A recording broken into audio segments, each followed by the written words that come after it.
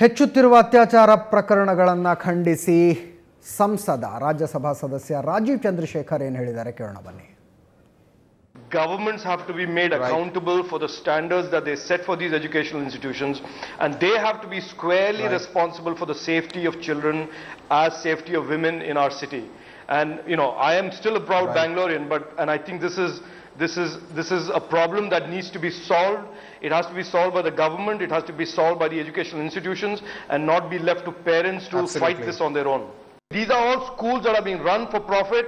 If the principal or the management of the school has a problem with assuring safety, the government must step in, HRD ministry must step in and shut the school down.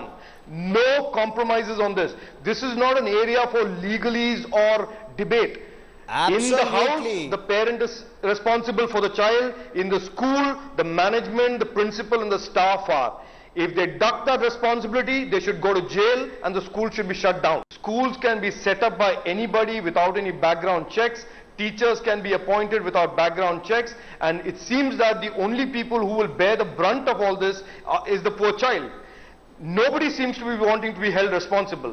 Not the government, not the education regulator, and not the school management.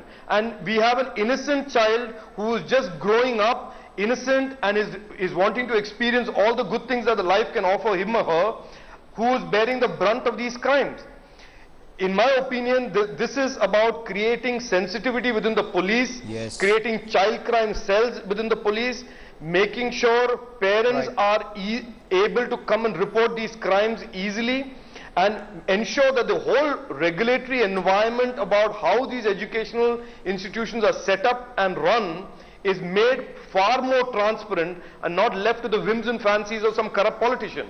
I think the issue is not so much law as much as it is enforcement of the law and the prosecution and conviction of the criminal. There are three legs to this, as you know. There is the crime that is committed, then there is the investigation and the filing of the cases, charges and the arrest, and then there is the prosecution.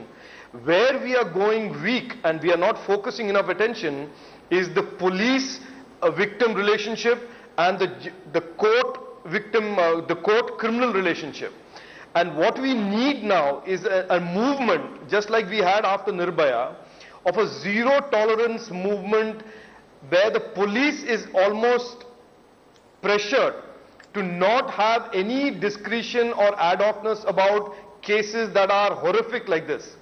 Number one. Number two, I firmly believe if there is a need to amend the law, the amendment must be done where the schools and school managements are brought under the ambit of law. There cannot be a case that the school management and teachers are not responsible for child safety. And I will not use this for any other case excepting the case of a vulnerable child. Children are vulnerable.